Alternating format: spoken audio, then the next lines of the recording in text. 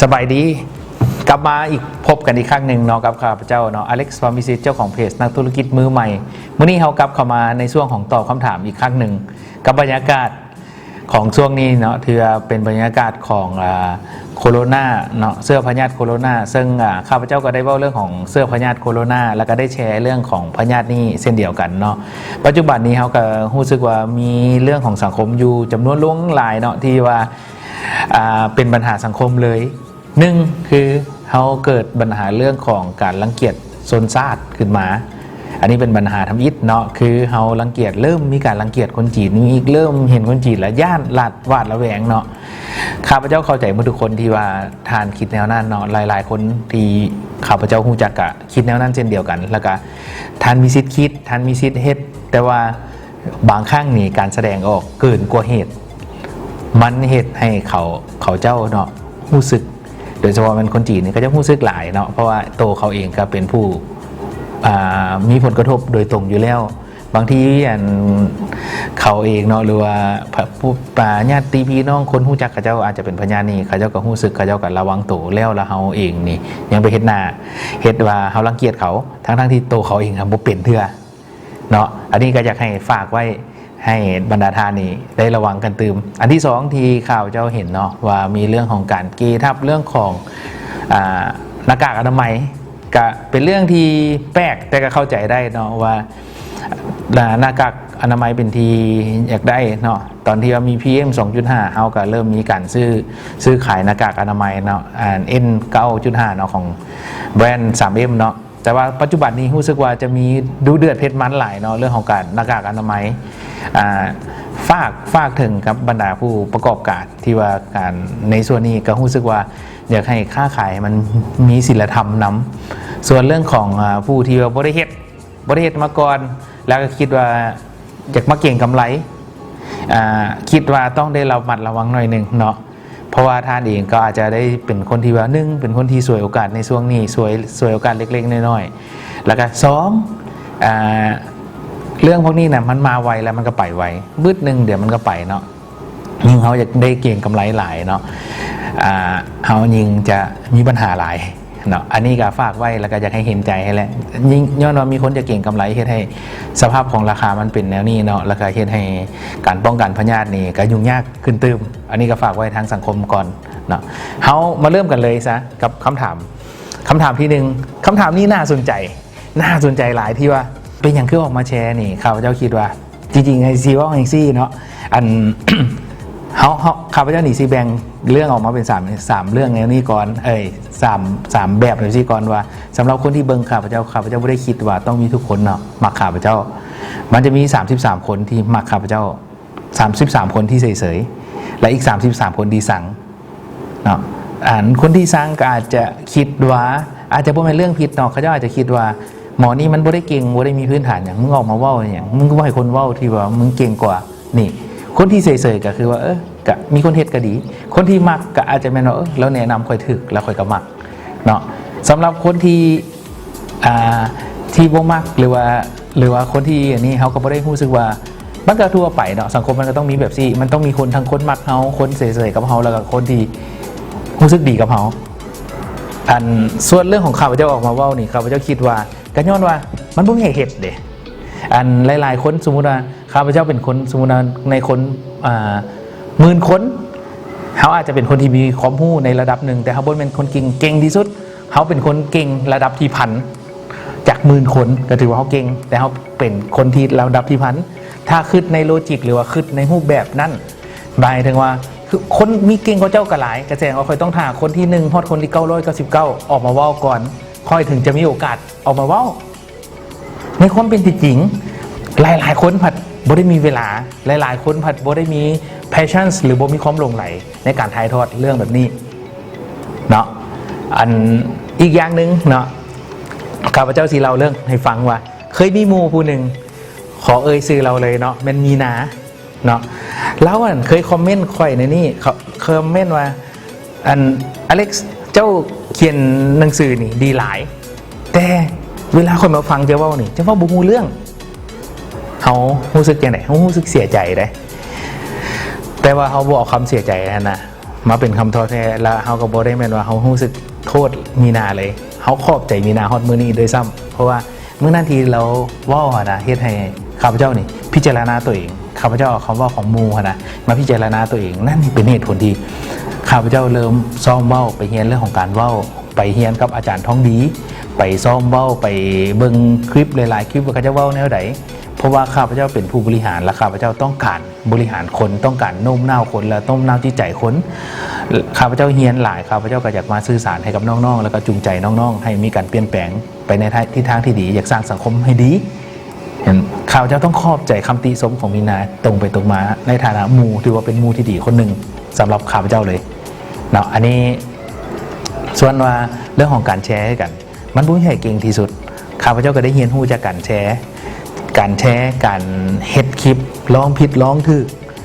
แม้ทั้งวิดีโอล่าสุดที่เขาเฮ็ดเขาก็ยังมีข้อผิดพลาดอยู่อย่างหลายแต่ว่าถ้าว่าย้อนมีข้อผิดพลาดนั่นเขาจึงได้เรียนจึงได้รู้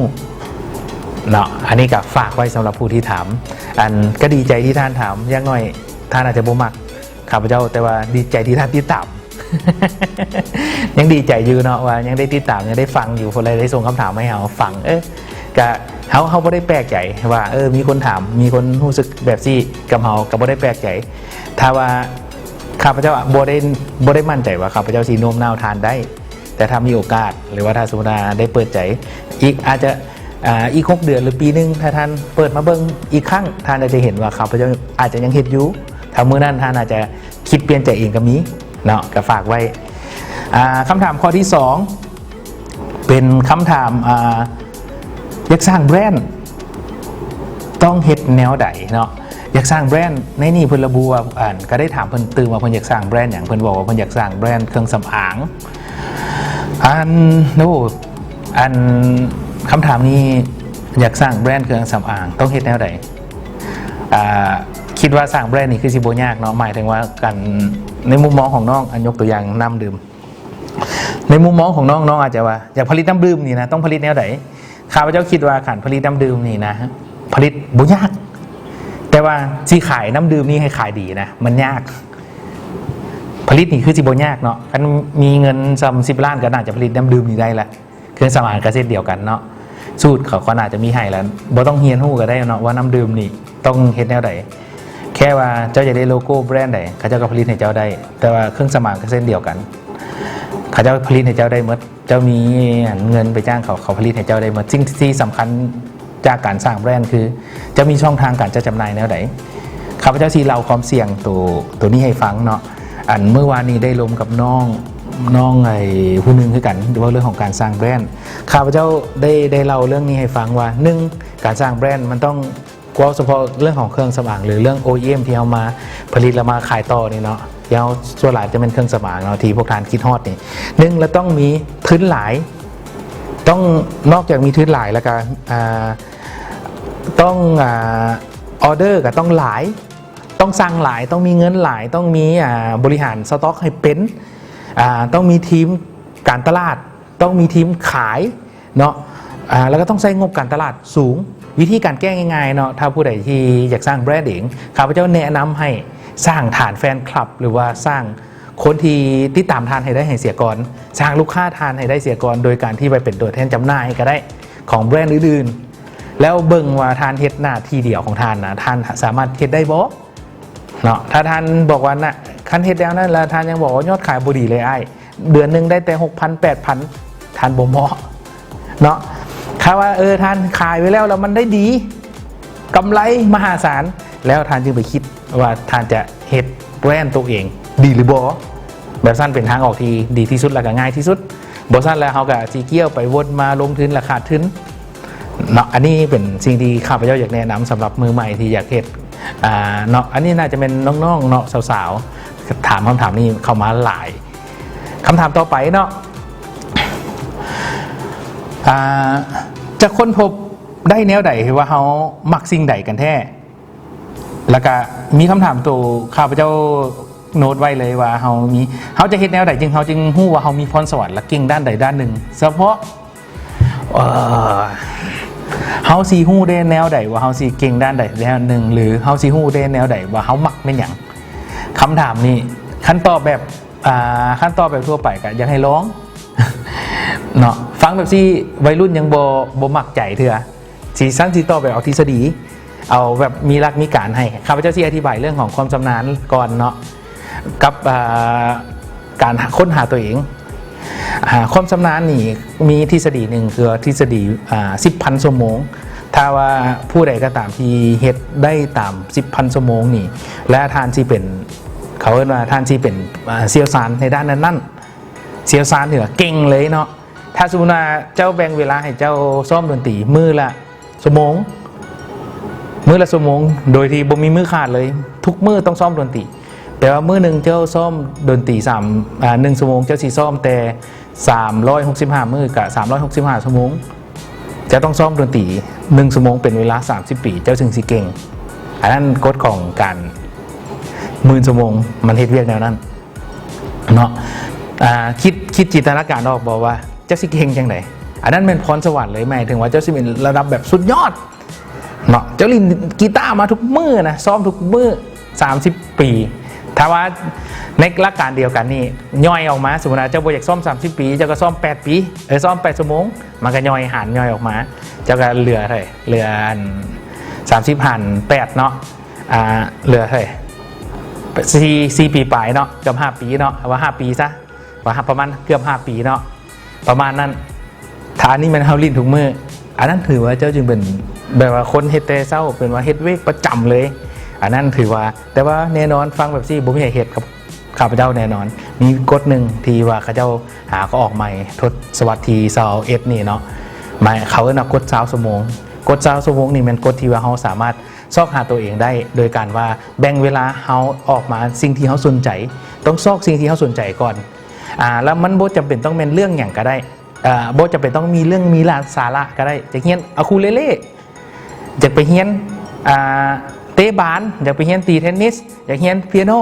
กฎนี้ใช้ได้หมดเลยก็คือแบ่งเวลาออกมาเป็นมื้อละ45 นาทีแล้วให้เฮียน30 มื้อติดต่อกันแล้วทานจะเห็นว่าทานมักแล้วกับบ่มักมันแนวใดเพราะว่าเขาเจ้าในกฎนี้เขาเจ้าให้เจ้านี่แบ่งเวลาให้ชัดเจนแบ่งเวลาให้ชัดเจนเลยว่าเจ้าอยากเฮ็ดนี่มีความตั้งใจมีเป้าหมายที่ชัดเจนว่าเฮาอยากเฮียนไปเพื่อหยังแต่กับโบแมนว่าเฮียนแล้วละเฮียนเตะบานจากเตะบานโบเป็นเฮียนใส่กด20 ชั่วโมงแล้วสิเตะบานให้ทอกับนักเตะบานมืออาชีพโบได้เนาะแต่สิเฮ็ดให้เจ้าเตะบานเป็นลินเปียโนโบแมนว่าเจ้าลิน20 ชั่วโมงแล้วเจ้าสิไปดีดเปียโนโชว์กับพวกที่เป็นมืออาชีพเจ้าก็สิเฮ็ดแบบสั้นโบได้แต่ว่าเจ้าสิลินเพลงใดเพลงหนึ่งเป็นเลยก็ฮู้จักคอร์ดฮู้จักคีย์ในระดับหนึ่งเนาะอันนี้มันกด20 ชั่วโมงเมื่อเฮาเฮ็ดไปตลอด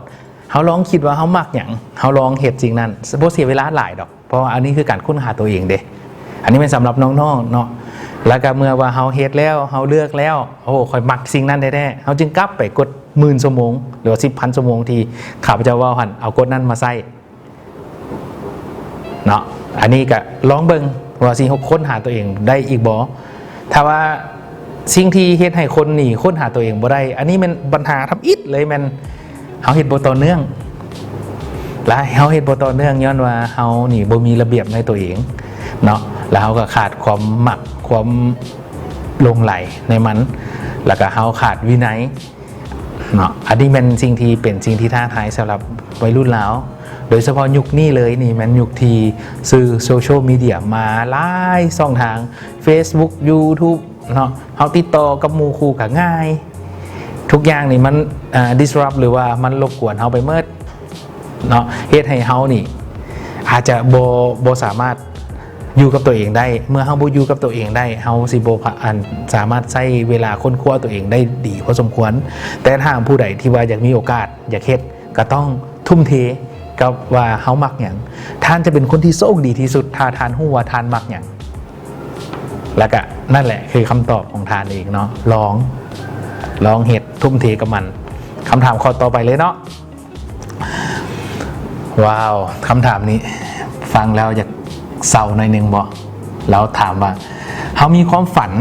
และแล้วมีสิ่งใดสิ่งหนึ่งมากระทบความคิดและความฝันของเฮาเฮ็ดให้ความฝันเฮานี่สลายไปเลยเฮาจะแก้แนวใดโอ้ ไอ้ฟังแล้วไอ้ก็รู้สึกโอเคเนาะมันก็รู้สึกฟังแล้วเศร้าๆเนาะก็บ่ฮู้ว่าความฝันของน้องไม่หยังความฝันของน้องไม่หยังแล้วก็สิ่งที่มีอย่างที่ว่ากระทบกับชีวิตน้องแล้วฟังคือว่าน้องมีปัญหาในชีวิตแหละเนาะแต่ว่าไอ้ก็อยากบอกว่าคนเฮานี่ชีวิตเฮานี่บ่มีฝันเท่ากับว่าชีวิตเฮานี่บ่มีความหมายเนาะแล้วก็คนเฮานี่มีชีวิตชีวาได้ก็ย้อนมีการมีความฝันเนาะแล้วก็เฮานี่จะเฮาขาดเป้าหมายในการเดินทางเฮาบ่มีทางสำเร็จเพราะว่าเฮาสิบ่ไปฮอดจุดนั้นเพราะเฮาบ่มีเป้าหมายแต่แรกอยู่แล้วล่ะสิ่งที่ไอ้กำลังสิบอกก็คือเมื่อมันสลายไปแล้วล่ะเฮาก็ต้องอยู่เฮาก็ต้องเซตอัพความฝันเขาขึ้นมาใหม่เขาก็ต้องตั้งเป้าหมายของเขาขึ้นมาใหม่เขาอาจจะยางแต่1 100อยู่แล้วเขายางได้กลางทาง50หรือ60มันอาจจะมีอย่างมากระทบและเหตุให้น้องกลับไปศูนย์บางคนติดลบไปด้วยซ้ำซึ่งมีแต่คนที่ล่มละลายติดหนี้ล่มละลายติดหนี้แล้วก็มาประสบความสำเร็จกลับไปล่มละลายใหม่มีเนาะและเขายกตัวอย่างคือคุณตันโออิชิเนี่ยนะอิชิตันเนี่ยเนาะแล้วล่มละลายถึง2 ครั้งที่3เราจึงมาฮอดจุดนี้กับโบแมนว่าโบมีฉะนั้นไอก็มีแต่เป็นกำลังใจให้น้องเนาะให้น้องสู้แล้วก็ผ่านกับสิ่งที่น้องกำลังมีปัญหาอยู่แต่สิ่งหนึ่งที่ไอกำลังบอกอยู่นี่ก็คือว่าเขาต้องมีฝันถ้าเขาอยากอยู่เขาอยากประสบความสำเร็จเขาต้องมีฝันเขาต้องมีฝันที่ถูกต้องเขาต้องตั้งเป้าหมายในชีวิตของเขาเป็นถึกแต่เขาต้องมีพอคนเขานี่ถ้าบ่มีความฝันบ่มีจุดเป้าหมายปลายทางเขาก็อยู่ไปซื่อๆเขาก็อยู่ไปแบบบ่ได้อย่างนะและเขาจะพัฒนาตัวเองไปอย่างเขาก็ต้องได้ตั้งเป้าหมายในชีวิตตั้งเป้าหมายตัวเองเขาต้องรู้จักตั้งเป้าหมายเนี่ยนี่เขาตั้งเป้าหมายใหญ่ในตัวเองจินตนาการให้มันเลื่อนลางไว้ก็ได้ว่าค่อยอยากประสบความสำเร็จค่อยอยากเป็นที่รู้จักค่อยอยากเป็นที่ยอมรับค่อยอยากสบายจินตนาการไว้ว่าค่อยจะเป็นคนแนวไหนแบ่งเป้าหมายของเขานี่นะออกมาเป็นเป้าหมายปีเนาะเป้าหมายปีแล้วก็แบ่งเป้าหมาย10 ปีอีก10 ปีค่อยจะไปฮอดใสอีก5 ปีค่อยสิไปฮอดใสอีก3 ปีค่อยสิไปฮอดใสแล้วก็ปีนี้ค่อยสิเห็นหยังบ่นี่เด็กขนาดเขาแบ่งอย่างซี่นะมันสิเป็นไปได้หลายคนนี่บ่ฮู้ได้ว่ามีฝันซื่อๆแล้วบ่ฮู้ว่าสิจัดการกับฝันตัวเองได้ไดอยากรวยเป็นเจ้าสัวเลยแต่หรือว่าอยากมีรถสปอร์ตเลยแต่ตอนนี้เนี่ยขี่รถจักรดรีมหรือว่าขี่ Honda อยู่แต่ว่าฝันว่าแต่ว่าฝันทันปัดบอกว่าอีก30 ปีอีก10 ปีมันก็เป็นไปได้แต่ว่ามันยากแล้วก็เขาคันสุนาน้อง25 ปีขี่รถจักรอันนี้บ่ได้ดูถูกว่าเบาเรื่องความรวยความจนเนาะอธิบายให้ฟังว่าคันเขาขี่เขาบ่มีเงินซะเขาบ่มีเงินเถื่อเขาอยากมีรถสปอร์ตตั้งว่า45 ปีเขามาเบิ่งเวลาบ่นี่จาก25หา45 ปีเวลา20 ปี20 ปีเขาต้องมีเงินสำหรับให้ได้รถสปอร์ตเขามาแบ่งว่า10 ปี15 ปีเขาเฮ็ดหยัง10 ปีเขาเฮ็ดหยัง5 ปีเขาเฮ็ดหยัง3 ปีเขาเฮ็ดหยังปีนี้เขาเฮ็ดหยัง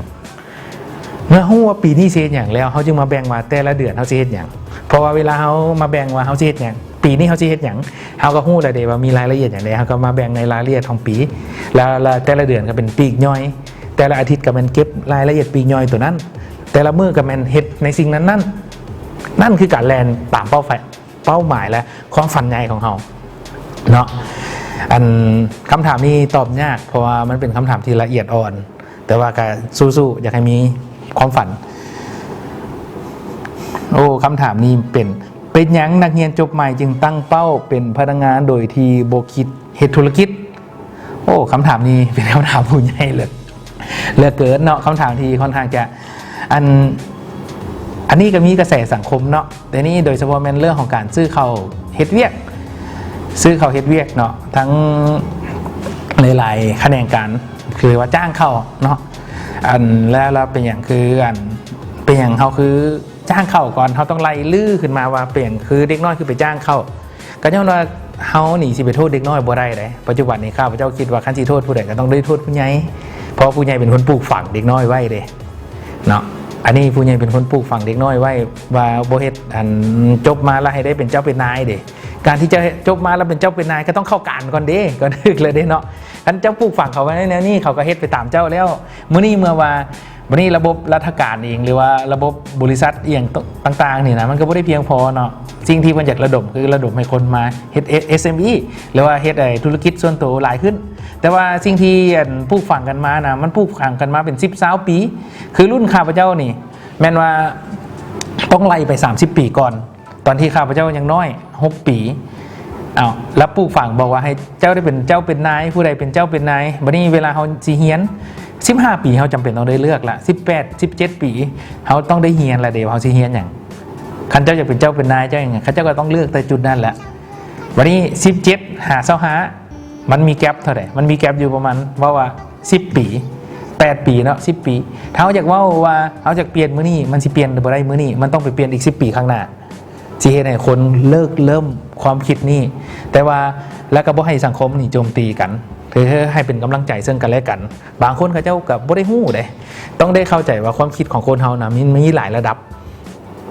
เขาอยากเปลี่ยนสังคมนะเขาต้องเปลี่ยนทรงพลังที่บวกให้กันและกันเนาะต้องเข้าใจว่าเปลี่ยนเขาคือแนวนั้นก่อนเปลี่ยนเขาคือจะเข้าเป็นพนักงานเปลี่ยนเขาคือบ่อยากเป็นผู้ประกอบการ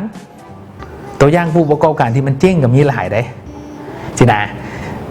อันนี้เขาก็ต้องได้ว่าแบบว่าใจเขามาใส่ใจเขาแล้วเขาถึงปลูกฝังมาแบบซี่คนที่ถามมากะไอ้ก็ยินดีเนาะที่จะตอบให้แล้วก็รู้สึกว่ามันก็นั่นแหละมันก็เขาต้องเปลี่ยนที่ตัวเขาต้องเบิ่งว่าเขาบ่ผิดก่อนคันย้ำใดที่เขาเบิ่งว่าเขาผิดมันก็บ่เป็นความคิดที่สร้างสรรค์แล้วเขาก็จะบ่ได้เปลี่ยนเพราะว่าคนที่บ่เปลี่ยนคนทำผิดแม่นเขาก่อนเพราะเขาเบิ่งว่าหมู่ผิดเขาก็บ่เปลี่ยนแล้วเด้แปลว่าหมู่น่ะต้องเปลี่ยนแต่วิธีที่ง่ายที่สุดในการเปลี่ยนคนมันเปลี่ยนตัวเขาบ่มันเปลี่ยนเขาฝากไว้เนาะไอ้แบ่งเวลาแนวใดให้ตนเองจึงมาฮอดจุดนี้ไอ้แบ่งเวลาแนวใดของตนเองจึงมาฮอดจุดนี้คำถามที่ตอบแนวใดไอ้แบ่งเวลาแนวใดวะเขาจริงๆจังซี่เนาะเขาผ่านช่วงหลายช่วงระยะของชีวิตมาแล้วเนาะถามว่าช่วงที่ประสบผลสำเร็จก็มีช่วงที่ล้มเหลวก็มีช่วงที่ล้มเหลวมันสังเกตได้เลยเนาะว่าช่วงใดที่ประสบผลสำเร็จแมนช่วงใดช่วงที่ล้มเหลวเป็นช่วงใดที่เขาประสบผลสำเร็จแมนช่วงที่เขาบ่มีเวียกเฮ็ดเขามีเวียกน้อยชีวิตการงานบ่บีซี่หลายเขาบ่ยุ่งยากหลายกับเวียกนั้นช่วงนั้นถือว่าโอเคในชีวิตช่วงใดที่เขาบีซี่หลายช่วงนั้นถือว่าเขายุ่งยากแล้วในทางกลับกันเนาะคนเขานี่มักคิดว่าตัวเองบีซี่เด้แล้วเป็นอย่างคือว่าเวลาคือไอ้ว่ายุ่งยากนะหมายถึงว่ามันยุ่งยากมันเขาสิเฮ็ดเวียกใหม่ๆเขาสิหาแนวใหม่ๆมาเฮ็ดแล้วมันเฮ็ดให้เขายุ่งยากจนเขาต้องมาทบทวนว่ามีอย่างเป็นสิ่งที่เขาถนัดไม่อย่างสิ่งที่เขาบ่ถนัดแล้วเขาก็มาแบ่งจัดสรรเวลาใหม่แล้วเขาจึงมาเฮ็ดฮอดปัจจุบันนี้คืออันนี้เขาแบ่งเวลาก่อนเนาะว่าเรื่องของการแบ่งเวลาแต่ว่าแบ่งเวลาซื่อๆมันบ่เฮ็ดให้เขาประสบผลสำเร็จสิ่งที่เฮ็ดให้เขาประสบผลสำเร็จแท้ๆเลยเนาะจริงๆก็ได้เว้าตลอดเลยกับแมนไอ้ใช้หลักการหนึ่งคือเขาเนาะหลักการแห่งความซ้ำซากคือว่าภาษาอังกฤษมันรูทีนถ้าว่าเขาเฮ็ดรูทีนได้เนาะไอ้ใช้หาอย่างนี่คือตื่นแต่เช้าถ้าเขาอยากเปลี่ยนตัวเองให้ได้เขาต้องเปลี่ยนเป็นคนตื่นเช้าเสียก่อนเพราะว่าคนตื่นเช้านี่เป็นคนที่เขาได้กำไรผู้อื่นว่าซั่นซะเขาได้กำไรผู้อื่นเขาอันนั้นถ้าผู้ใดเป็นเฮ็ดเวียกแล้วบอกว่าตัวเองเป็นครีเอทีฟแล้วต้องนอนดึกไอ้ก็เข้าใจเนาะแต่ว่าย้อนเขาจะบ่เคยตื่นเช้าเด้เขาเจ้าก็เลยบ่ฮู้ว่าโอ้ตอนเช้าสมองมันใช้ได้เวียกได้คือกันเลยเนาะแต่ครีเอทีฟนี่ส่วนหลายก็บอกว่าไปใช้ตอนดึกมันคักเนาะก็อันนี้ก็แล้วแต่เนาะแต่ว่าสำหรับอ้ายละใครเจ้าอยากเปลี่ยนแปลงตัวเองเจ้าต้องเปลี่ยนเรื่องของฟิสิกอลให้มันได้ฟิสิกอลที่มันง่ายคือตื่นให้เจ้าต้องตื่นเช้าให้มันได้เมื่อเจ้ามีคอมมิตเมนต์หรือเจ้ามีคำมั่นสัญญากับร่างกายตัวเองจิตใจเจ้ามันสิเปลี่ยนไปนํเจ้าบอกว่าเจ้าอยากเปลี่ยนแปลงแต่ว่าเจ้าโวได้เปลี่ยนอย่างเลยในเรื่องของฟิสิกอลก่อนนะมันยากที่สุดที่เจ้าจะเปลี่ยนแปลงได้ฉะนั้นไอ้จะมักแนะนำให้เจ้าอยากเปลี่ยนแปลงตัวเองอย่างก็สร้างตื่นให้มันเช้ามาเฮ็ดเอียงออกกำลังกายก่อนก็ได้หรือมาเฮ็ดมานั่งซื้อมานั่งเบิ่งว่าเจ้าอยากเฮ็ดหยังมาเขียนก็ได้อันนั้นแม่นบีดเลยอันที่2แม่นจดเรื่องสำคัญจดไม่อย่างที่เจ้าต้องเฮ็ดแล้วไม่อย่างที่เป็นเรื่องสำคัญก่อนหมู่เนาะต้องจดไว้หลายๆคนนะมักคิดว่าตัวเองยุ่งอยู่ตลอดเวลาแต่แท้ๆจริงแล้วนะเขาไม่ได้ยุ่งเลยเฮ้ยเรื่องนี้ บ่จำเป็นเว้ยบ่ฮู้สมองมันบ่วางเด้สมองหันมันบ่วางแต่เฮาน่ะวางอยู่แต่สมองมันบ่วางเพราะเฮามีคนเฮานี่มีหยังอยู่ในหัวเกิน3อย่างขึ้นไปมันจะยุ่งเมื่อมันยุ่งแล้วมันจะเครียดเมื่อมันเครียดแล้วเวียกมันจะบ่ดีเมื่อเวียกบ่ดีอารมณ์มันจะบ่ดีไปนำเมื่ออารมณ์บ่ดีมันก็ส่งผลไปหาเวียกอีกกลับไปเวียกเห็นหรอเมื่อบางและหลายๆครั้งอารมณ์บ่ดีไปกับคนอ้องข้ามคนไปใส่อารมณ์ใส่กับคนอ้องข้ามเวียกคนอ้องข้ามบ่ดีไปนำเลยเห็นหรอมันฟังบ่เกี่ยวเลยแต่ว่าจริงๆแล้วเขาต้องฮู้จากมันเรื่องนี้กับคล้ายๆเรื่องอุปมาที่ค่อนข้างจะมีเหตุและผลเนาะเขาเบิ่งว่ามันคล้ายๆว่าเขาส่งผลสะท้อนกับคนอื่นไปน้ำเขาต้องบริหารแล้วว่าเวลาเขาจดว่าเขาอยากเฮ็ดอย่างมันสำคัญแล้วเขาเฮ็ดเลยสิ่งที่สำคัญคนหมู่เสื้อหรือบอกว่าคนที่เริ่มต้นเฮ็ดนี่ปู้จดมาทำอิฐนี่มีอย่างก็สำคัญเฮ็ดมื่นนั่นโบแล้วแต่ถ้าสมมุติว่าไอ้สามารถพนันได้เลยว่าถ้าสมมุติว่าน้องๆผู้ใดที่เอาตามคำแนะนำของไอ้ไปเฮ็ดเนี่ยนะบ่เกินอาทิตย์หนึ่งเรียกพวกน้องมืดละอันที่ต้องเฮ็ดเพราะมันสำคัญนะพวกน้องจะจดและเฮ็ดไปมืดสุดท้ายน้องสิบ่มีอย่างที่เป็นเวียกที่สำคัญและเร่งด่วนละเหลือแต่เวียกที่สำคัญแต่บ่เร่งด่วนกับเรื่องของการพัฒนาตัวเองเนาะให้จดให้กายไว้แล้วก็พัฒนาเรื่องนึงเนาะเรื่องที่4ที่ไอ้อยากแนะนำก็คือการออกกำลังกายแล้วก็การผ่อนคลายบอกการออกกำลังกายหรือหางานอดิเรกเฮ็ดหลายๆคนนี่นะเขาเฮ็ดเวียกเขาอยากประสบผลสำเร็จเนาะเขาต้องเฮ็ดเวียกหนักเขาต้องคิดหลายเขาต้องมีการวางแผนเขาเวียกที่เขาต้องใส่สมองเขาใส่ mentality หลายนี่นะ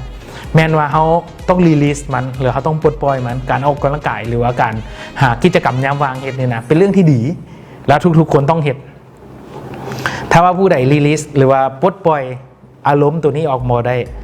มื้ออื่นสตาร์ทต่อไปก็บ่ได้เนาะอันที่2มามันก็แข็งแฮงนั่นแหละ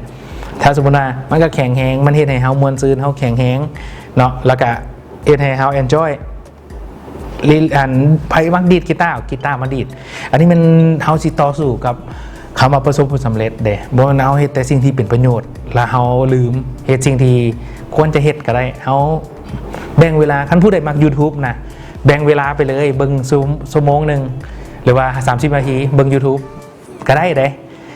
บ่แม่นเรื่องที่ผิดแต่อันนี้นะต้องได้บอกก่อนว่ามันบ่แม่นเรื่องที่ผิดแต่ว่าเจ้าขอแต่ว่าเจ้าจะแจงเวลาให้มันสำคัญเห็นเรื่องสำคัญก่อนแบ่งเวลาให้เป็นบ่เอาแต่เรื่องที่ว่าจำเป็น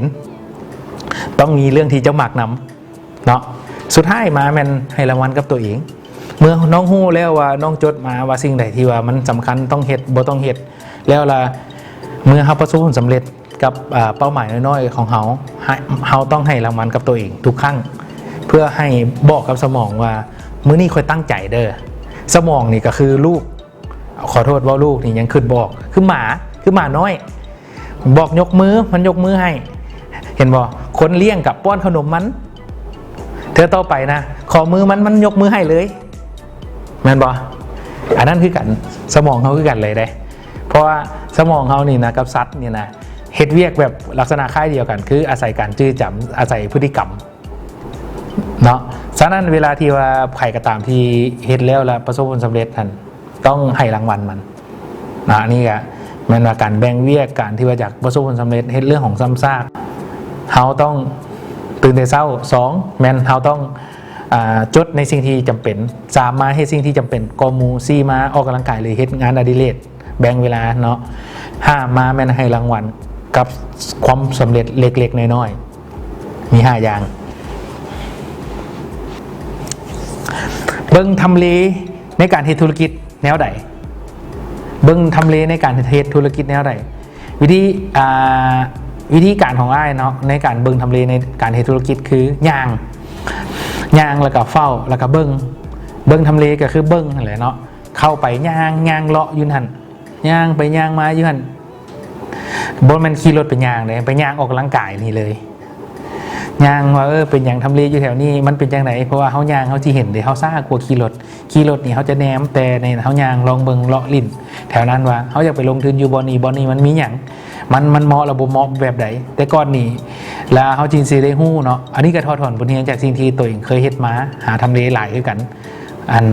แล้วก็ หาทำเลหลายลองเฮ็ดในสิ่งที่อันทั้งผิดพลาดแล้วก็ถูกต้องเนาะสรุปแล้วคือการยางและการเซอร์เวย์นั่นแหละเป็นสิ่งที่ดีที่สุดถ้าน้องอยากการไปเซาห้านอยู่บ่ไหนให้น้องนะไปเฝ้าเบิ่งอยู่หันจัก3 มื้อ 7 มื้อแล้วก็สมมุติเลยซะเนาะสมมุติน้องอยากขายอาหารอยู่อันเส้นนี้อาหารเจ้าเปิดตอนบ่ายตอนเช้าหาตอนแรงตอนอันสวยต้องไปเบิ่งว่าตอนสวยนี่มีคนบ่อยู่เขตนี้แค่นั้นเลยเรื่องของการทำเลเฮ็ดทำเลหาทำเลแล้วสมมุติเจ้าอยากเปิดอาหารเขากินหยังก่อนจะบ่มาเปิดเขากินหยังจะต้องฮู้อีกเลย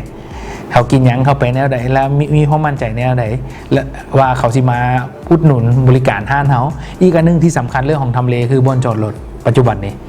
บ่อนจอดรถเป็นเรื่องที่สำคัญแล้วเป็นปัญหาลูกแตกเลยของคนอยู่นครหลวงผู้ใดที่ว่าไปซอกหาทำเลเนาะแล้วบ่อนจอดรถจอดบ่ได้บางเขตเดี๋ยวนี้ล็อกล้อจอดแคมทางล็อกล้อสิคันเจ้าไปเปิดทำเลอยู่นี่แล้วเจ้าแจ็คพอตเนาะแต่มันแจ็คพอตลงเหมือนแจ็คพอตขึ้นเพราะว่านี่เจ้าขายสินค้าบ่ได้แน่นอนมันเป็นสิ่งที่รบกวนลูกค้าอย่างมหาศาลบ่อนไหนที่จอดรถบ่ได้เด้ออันนี้สำหรับการเบิ่งทำเลเนาะเอาบ่ไปเว้าเรื่องอื่น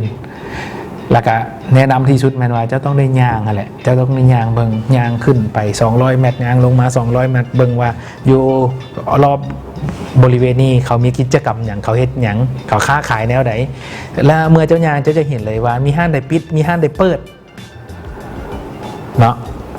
อันนั้นก็คือเรื่องของการเบิ่งทำเลแล้วก็มัที่เฮ็ดให้เห็นบางที่นะการย่างนี่มันกำไรบอลหนึ่งมัที่เห็นว่าห้างข้างๆกับให้เซาห้างข้างๆกับให้เซาห้างนั่นห้างนี่บริเวณนั่นบริเวณนี้ให้เซาน้องสามารถเปรียบเทียบราคาได้น้องสามารถไปสอบถามราคาเขาเจ้าได้ว่าราคาเขาจะเป็นอะไรอีกอันนึงก็เป็นว่าเขาสามารถเข้าไปเบิ่งเรื่องของเขาสามารถเข้าไปเบิ่งเรื่องของนอกจากว่าเป็นยังเขาคือปิดเขาคือประกาศให้เซาได้อีกแล้วเมื่อเอานั่นแล้วมันจะเป็นข้อมูลในการตัดสินใจในการซอกทำเลที่ดี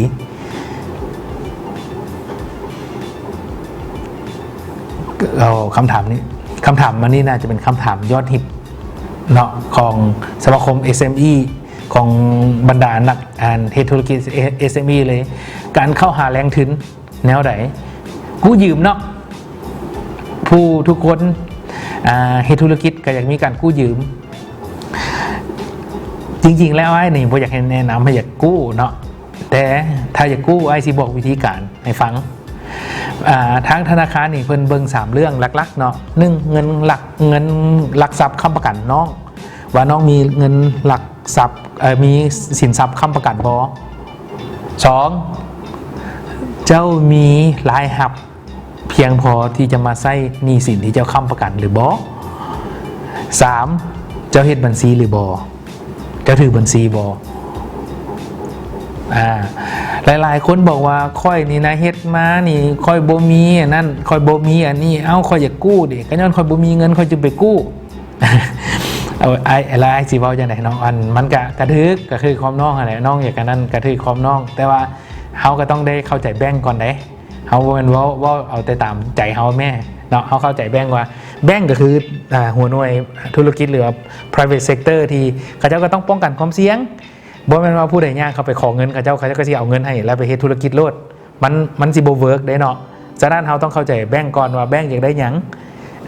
มื้อนี้เฮาบ่เคยเฮ็ดเด้เฮาก็ต้องเฮ็ดก่อนเฮาจดบัญชีครัวเรือนเฮาก่อนเฮาจดบัญชีรายรับรายจ่ายของเฮาก่อนจดก่อนก็ได้ว่าเฮามีรายรับเท่าใดเฮามีรายจ่ายเท่าใดเฮามีบัดนี้เป็นอย่างเขาก็ต้องเอาสินทรัพย์ค้ำประกันน้องเพราะว่าเมื่อว่าเวลาที่ว่าเจ้าบ่มีเงินใช้นะเขาสิสามารถมาอายัดมายึดอย่างเจ้าได้บ่มาเอานี่นะเป็นแทนเงินสดบ่อันนั้นเป็นหลักการของการค้ำประกันได้ถ้าสมมุติว่าเจ้าบอกว่าบ่มีแต่ว่าคอยค้ำประกันมีหยังแหละสิ่งที่ค้ำประกันสินะแล้วสมมุติว่าบางคนที่ว่ากู้ไปแล้วเราเพื่อไปสั่งซื้อหรือว่าสิไปเปิดกิจกรรมใหม่ๆไปเฮ็ดธุรกิจใหม่ๆเนาะอันเขาเจ้าอยากได้นี่ถ้าว่าน้องอยากกู้ผ่านนะน้องต้องมีใบพิวหรือว่าใบสั่งสินค้าใบจองสินค้าจากคู่ค้าแท้ๆถ้าเฮ็ดได้เท่านั้นนะมีโอกาสสูงอย่าแบงค์สิปล่อยเงินให้เพราะถึงว่าสิบ่มีบัญชีบ่มีบัญชีบ่มีอย่างแต่ว่าถ้าสมมุติน้องว่ามีสินค้าแล้วมีคนมาจับเงินเท่านั้นอันนี้ก็กู้ได้อันนี้มันเงื่อนไขปกติที่ว่าแบงค์ก็น่าจะบอกทุกคนอยู่แล้วแต่ว่านี่แหละเป็นเหตุผลใกล้กับใครนี่แหละค่อยบ่มีเงินนะ ค่อยจะมีเอาทรัพย์สินมาได้ใส่ค่อยที่เอาดินมาได้ใส่ปัญหาของเขาก็ได้แล้วกับแบงก์ก็บอกว่าเอ้าเจ้าคือคนที่บุคคลที่มีความเสี่ยง1ดินก็บ่มีมาค้ำ2มาบัญชีก็บ่ได้จดค่อยสิฮู้ยังไงบัดนี้ว่าจะมีรายรับรายจ่ายถูกต้องเห็นนะบัดนี้เห็นบอกมันก็เป็นปัญหาใครกับใครไผชนะแบงก์ชนะน้องฉะนั้นคันผู้ใดอยากกู้เฮาต้องไปปรึกษาอ้ายบ่ได้เนาะอ้ายบ่เป็นเจ้าหน้าที่แบงก์บ่เป็นเจ้าหน้าที่ธนาคารอ้ายให้ความรู้ในเชิงให้ความรู้ซื่อๆเนาะอยากปรึกษาผู้ใดอยากไปปรึกษาแบงก์มีบักหลายเดี๋ยวนี้แบงก์สินเชื่อได้ก็ใจดีเนาะเข้าไปปรึกษาเพิ่นเลยแต่ว่าแนะนำว่าเราต้องเฮ็ดสุดความสามารถเราก่อนให้มันได้ก่อนเราจดว่าเรามีกำไรบ่แล้วถ้าสมมุติเราจะกู้แบงก์ไอ้แนะนำแนวนี้เนาะข้อสังเกตซะนี่คือว่าแนะนำเราต้องมีกำไรหลายกว่า 30% ของเงินหมุนเวียนเราถ้าสมมติว่าเรามีเงินอยู่ล้านบาทนี่เนาะเราต้องมีกำไรอยู่300,000ต่อปีถ้าเราลงทุนไปล้านหนึ่งถ้าสิกู้เงินมาอีกล้านหนึ่งนะเขาต้องมี300,000เพราะว่าอย่างเพราะปัจจุบันนี้นะดอกเบี้ยเงินกีบเนี่ยนะอยู่ที่ 14%ไรว่า14หรือว่า 15%ซะเนาะเจ้าต้องมีกำไร2เท่านะเพราะ1นะมันเจ้าจ่ายดอกเบี้ยซื่อๆเด้2มาแล้วมันเจ้าต้องมีกำไรเด้อันนี้ 30% นะยังบ่พอซ้ำเด้เพราะว่าอย่างเพราะจะต้องได้ใช้ทุนคืนอีกเพียงเวลาคนกู้แบงก์เลยจึงเกิดวิกฤตอันนี้ไอ้เป็นห่วงเนาะหรือว่าบางทีก็หลายท่านนะข้าพเจ้าก็ยังเป็นห่วงอยู่ว่าเมื่อต้องได้คิดดีๆการเข้าหาแรงทุนนี่ก็ต้องได้คิดดีๆว่ามันเป็นดาบสังคมเนาะมันเป็นเงินห้อนที่เราต้องได้ไปคืนเพิ่นมันบ่เป็นเงินเฮาเด้ฉะนั้นเราต้องได้คิดดีๆด้วยสภาพเศรษฐกิจแบบซี่อีกมันยิ่งจะตอกย้ำไปขึ้นไปเติมอีกนะบ่มีอย่างแน่นอนเนาะฉะนั้นพยายามประคองตัวเฮ็ดให้มันได้แล้วก็พยายามลดความเสี่ยงให้มันได้หลายที่สุดเนาะและถ้าจะอยู่รอดในภาวะเศรษฐกิจแบบนี้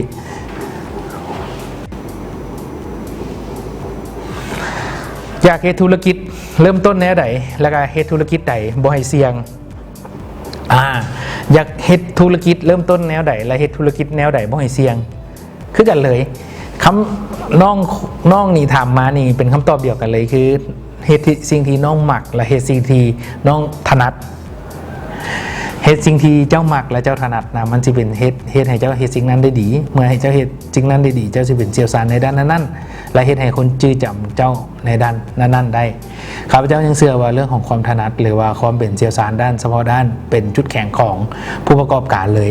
ถ้าท่านบ่สามารถสร้างจุดแข็งของตัวเองได้นั่นข้าพเจ้าบ่เชื่อว่าท่านจะมีสามารถอยู่ได้ในสังคมปัจจุบันนี้แล้วมันก็ถึงว่าที่อยู่ได้ท่านก็คงจะลำบากฉะนั้นต้องขั้นที่ขายข้าวพัดก็ต้องขายข้าวพัดที่แซ่บที่สุดในเมืองแซ่บที่สุดในบ้านแซ่บที่สุดในคุ้มนี่คนที่คือทอดเด้เนาะขั้นที่ขายมีอย่างก็ต้องดีที่สุดในจุดนั้นเลยเฮ็ดให้ดีเขาอาจจะเป็นเชี่ยวชาญที่ดีที่สุดแต่เขาสามารถพัฒนาตัวเองได้ก่อนที่จะพัฒนาตัวเองอยู่กับมันได้ก็คือเขาต้องเฮ็ดในสิ่งที่เขาหมักก่อนมันจะเป็นสิ่งที่เขาถนัดแล้วเขาสามารถเปลี่ยนสิ่งธรรมดานี่นะให้มันเป็นสิ่งที่เขาหมักก็ได้บ่จำเป็นต้องได้ปัญหาบางคนนี่มักอย่างมักดีดกีตาร์แต่ว่าบังเอิญว่าการดีดกีตาร์ของคนบางคนนี่มันอาจจะบ่แม่นสามารถสิ่งที่สามารถเฮ็ดให้เฮานี่ประกอบอาชีพได้การประกอบอาชีพเฮาก็ต้องเฮ็ดอย่างอื่นไปสินะยกตัวอย่างว่าคอยมักดีดกีตาร์ตอนแรงแต่ว่าคอยอยากเป็นนายแบงค์ดีดกีตาร์ก็เฮ็ดไปแต่การต้องหักในธุรกิจการเป็นนายแบงค์การเฮ็ดงานเวียกเกี่ยวกับห้องการธนาคารเจ้าให้มันได้เจ้าจึงสิฝึกฝนรอลมแล้วก้าวต่อไป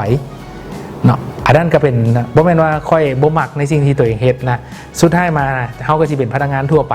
เฮาก็สิบ่ก้าวหน้าเพราะหัวหน้าเองก็เบิ่งคนที่มีความมุมานะมีความอดทนมีความขยันเด้อยากก้าวหน้าหัวหน้าก็เบิ่งแบบเดียวกับสิ่งที่ไอ้แนะนำนี่แหละเนาะก็คือกันกับการเฮ็ดธุรกิจคือกันคนเฮากับเบิ่งว่าเจ้าสามารถช่วยตอบโจทย์เขาเจ้าได้บ่เขาจะว่าไว้วางใจได้บ่และถ้าบ่เสี่ยงก็แม่นว่าเจ้าต้องได้ลองค่อยๆเฮ็ดลองผิดลองถูกลองเฮ็ดตั้งแต่ที่เจ้ายังบ่จำเป็นต้องได้เฮ็ดลงทุนให้มันน้อยที่สุดคิดว่าหมู่มักมาถามหยังหมู่มักเฮ็ดหยังถ้าจูนอยากเฮ็ดธุรกิจเนาะเฮาเฮ็ดเค้กเป็นบ่เฮาลองเฮ็ดเค้กเบิ่งลองโพสต์โอ้ยุคนี้นี่บ่จำเป็นต้องมีหน้าห้านเลยเฮ็ดห้านเค้กหรือเฮ็ดเอียงก็จะตามบ่จำเป็นต้องได้มีหน้าห้านเลยขอให้เจ้าเฮ็ดแซ่บขอให้เจ้าเฮ็ดดีแท้เนาะแต่ แต่ว่านี่ก็เป็นทั้งอุปสรรคและเป็นทั้งโอกาสคือเจ้าบ่จำเป็นต้องมีหน้าห้านเจ้าสามารถเฮ็ดอยู่ใส่ก็ได้เฮ็ดอยู่บ่อนใดก็ได้โพสต์ขายได้ทันทีทุกคนมีหน้าห้านเป็นของตัวเองก็คือ Facebook แต่ทางกลับกันบัดนี้การแข่งขันก็สูงมหาศาลเนาะก็อย่างเราทุกคนมีหน้าห้านแต่ก่อนมีห้านขายเค้กอยู่สักประมาณ20ห้านเดี๋ยวนี้มีประมาณสัก200ห้านเพราะว่าทุกคนมีหน้าห้านเป็นของตัวเองค่อยเฮ็ดเค้กได้ค่อยโพสต์ลงขายได้ฉะนั้นความเสี่ยงคือคู่แข่งหลายขึ้นข้อดีคือน้องเริ่มต้นได้ไวขึ้นน้องลงทุนได้น้อยลงสิ่งที่จะเฮ็ดให้น้องประสบผลสำเร็จคือน้องต้องสร้างความแตกต่างให้ได้และสร้างยกระดับคุณภาพตัวเองให้เป็นเนาะทั้งหมดทั้งมวลนี่ก็คือคำถามของมื้อนี้เนาะเป็นคำถามที่หลายๆคำถามนี่ยุ่งเลยตอบแล้วยุ่งเนาะแต่ก็เป็นคำถามที่ดีส่วนผู้ใดมีคำถามเนาะฝากถามเข้ามาแล้วก็พวกเขาสิพยายามตอบทุกคำถามที่เป็นประโยชน์กับหมู่เพื่อนเอาสิพยายามยกขึ้นมาตอบแล้วก็ขอขอบใจ